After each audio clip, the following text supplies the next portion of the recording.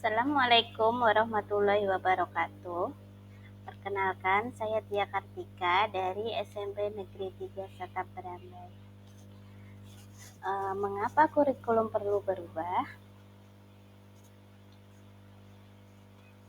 Dalam dunia pendidikan, adanya kurikulum sangatlah penting. Arah dan tujuan pendidikan diatur di dalam kurikulum sehingga dalam merancang, melaksanakan, mengevaluasi pembelajaran, guru akan berpatokan pada kurikulum yang dipakai di satuan pendidikannya. Apa itu kurikulum? Kurikulum merupakan panduan pembelajaran pada satuan pendidikan di mana dapat dimaknai sebagai titik awal sampai titik akhir dari pengalaman belajar peserta didik.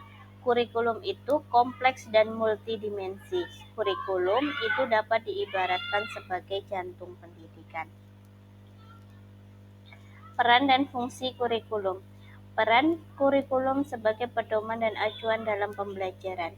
Fungsi kurikulum bagi pendidikan adalah untuk memandu dalam proses belajar peserta didik. Komponen kurikulum. Yang pertama itu ada tujuan. Segala sesuatu yang dikerjakan dengan sebuah perencanaan tentu harus memiliki tujuan. Begitu pula dengan kurikulum. Tanpa tujuan yang jelas, tentu apa yang dirumuskan tidak ada artinya. Pendidikan di Indonesia tentu juga memiliki tujuan. Maka dari itu, pembentukan kurikulum ditujukan demi mewujudkan ketercapaian pendidikan tersebut.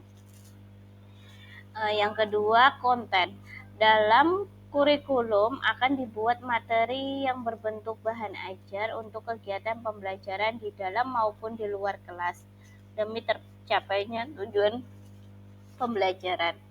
Adapun materi tidak boleh dibuat sembarangan. Materi yang dicantumkan harus sesuai dengan perkembangan setiap siswa dan bermakna bagi mereka, yang terdiri dari pengetahuan ilmu, mencerminkan kenyataan nasional, serta mampu menjadi penunjang tercapainya tujuan pendidikan. Untuk yang ketiga, komponen kurikulum itu adalah metode atau cara. Untuk mencapai sebuah tujuan pendidikan, strategi menjadi sangat penting.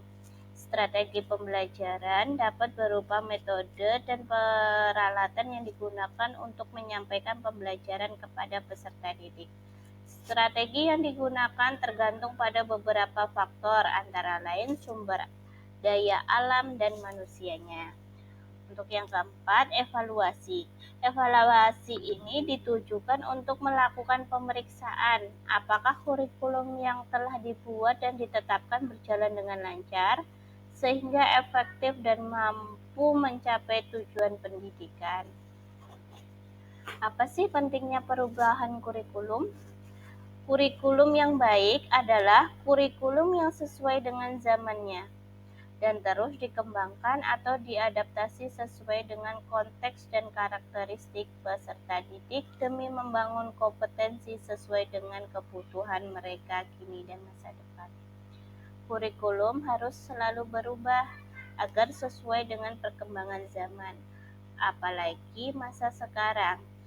Ilmu pengetahuan dan teknologi informasi telah berkembang dan pembelajaran akan membosankan tanpa adanya perubahan.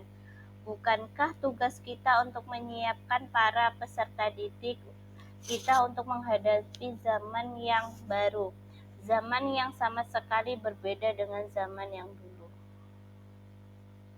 Untuk contohnya, zaman dulu masih menggunakan mesin tik dan dengan perlahan sudah diperkenalkan dengan komputer yang masih terbatas, menyalakan dan mematikan dan mengetik saja, dan semua masih tersimpan dalam flash disk.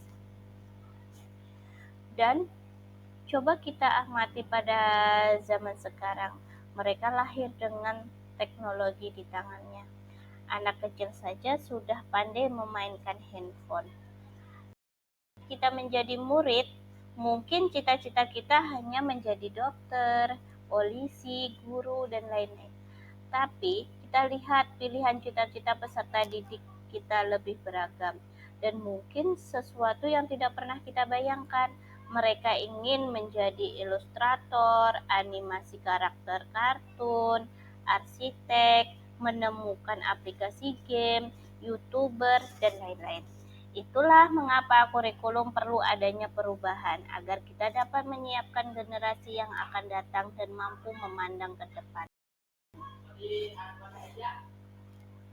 Seperti ungkapan Ki Hajar Dewantara, pendidikan adalah menuntun segala kekuatan kodrat yang ada pada anak-anak agar mereka dapat mencapai keselamatan dan kebahagiaan yang setinggi-tingginya, baik sebagai manusia maupun sebagai anggota masyarakat.